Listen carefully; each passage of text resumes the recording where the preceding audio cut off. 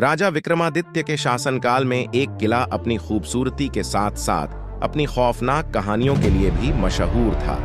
इस किले की सुरक्षा एक खतरनाक राक्षस करता था, जिसका सिर इंसान का, शरीर शेर का और पूंछ बिच्छू जैसी थी। लेकिन इसके अलावा किले के अंदर एक और राज था। एक बेहिसाब खजाना छुपा हुआ था, जिसके बारे में सिर्फ कुछ चुनिंदा लोग ही जानते थे। एक दिन राजा के जंगल में एक खुफिया समूह दाखिल हुआ।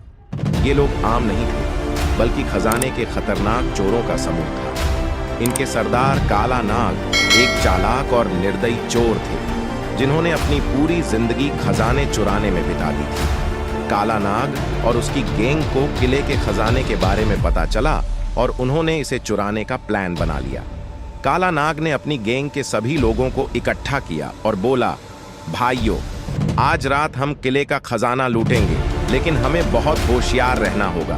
वहां एक राक्षस है जो किसी को भी जिंदा नहीं छोड़ता। चोरों में से एक लंगड़ा रामलाल बोला, सरदार, अगर वह राक्षस सचमुच इतना खतरनाक है तो हम उसे कैसे हरा पाएंगे? काला नाग मुस्कुराया और बोला, तुम लोग अपनी चतुराई का इस्तेमाल करो और सही समय पर भागने की कला सीखो। अगर सब कुछ ठीक रहा तो हम खजाना ले लेंगे और राजा के साम्राज्य में हम सभी अमीर बन जाएंगे।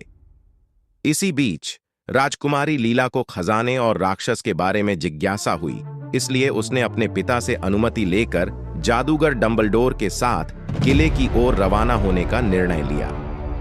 राजा विक्रमादित्य ने उसे चेतावनी दी कि किले में जाना खतरनाक हो सकता है, लेकिन लीला के दृढ़ संकल्प को देखते हुए उन्होंने अनुमति दे दी। जैसे ही लीला और डंबलडोर किले में पहुंचे, उन्होंने महसूस किया कि वहां किसी और के कदमों के निशान भी हैं। जादूगर डंबलडोर ने हैरान होकर कहा, लगता है हम अकेले नहीं हैं। लीला ने कहा, यह जरूर चोरों का समूह है जो खजाने पर नजर रखे हुए है।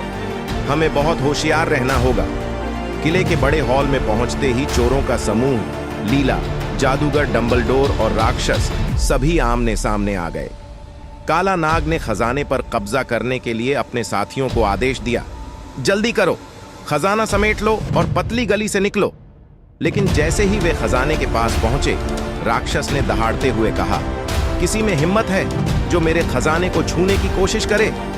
चोरों ने अपनी तलवारें निकाली और राक्षस पर हमला किया, लेकिन राक्षस की ताकत और गति ने उन्हें डर से भर दिया। लंगड़ा रामलाल ने डरते हुए कहा, सरदार, ये तो मौत का फरिश्ता है।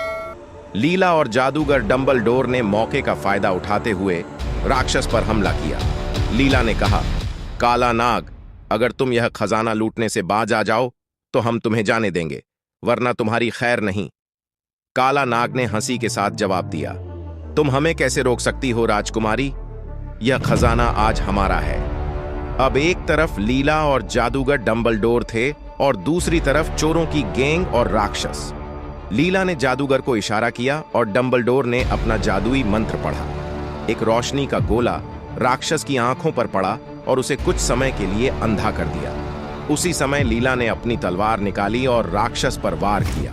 काला नाग और उसकी गैंग लीला और डंबलडोर को देखकर घबराए, लेकिन काला नाग ने हार मानने से इनकार कर दिया और बोला, मैं तुम सबको खत्म करके ही यहां से जाऊंगा। लीला और राक्षस के बीच भयंकर युद्ध जारी रहा।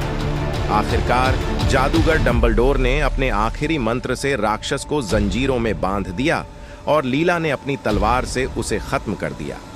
जैसे ही राक्षस समाप्त हुआ, किले में सभी ने राहत की सांस ली। काला नाग और उसकी गैंग को पकड़ लिया गया और राजा के दरबार में पेश किया गया। राजा विक्रमादित्य ने काला नाग से कहा, तुम्हारा लालच और चोरी की आदत तुम्हें तबाह कर गई और अब तुम्हें अपने किए की सजा मिलेगी। अगर आपको हमारा वीडियो पसंद आता है तो कृपया हमारे चैनल को सब्सक्राइब करें।